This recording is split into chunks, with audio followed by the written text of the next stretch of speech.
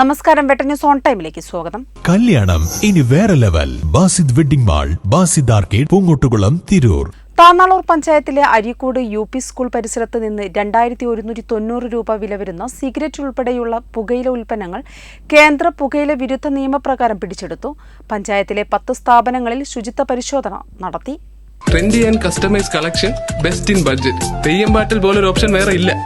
ഒരു ഹോട്ടലിന് പൊതുജനാരോഗ്യ നിയമപ്രകാരം നോട്ടീസ് നൽകി. 2 കടകളിൽ നിന്നും പുകയില വിരുദ്ധ നിയമപ്രകാരം ഫൈൻ ഈടാക്കി. ആരോഗ്യ ശുചിത്വ പരിശോധനയ്ക്ക് health inspector Abdul Nasar, K. Benjamin A, J. Vivekanand, Shaniba, C. Shijeev എന്നിവർ നേതൃത്വം നൽകി.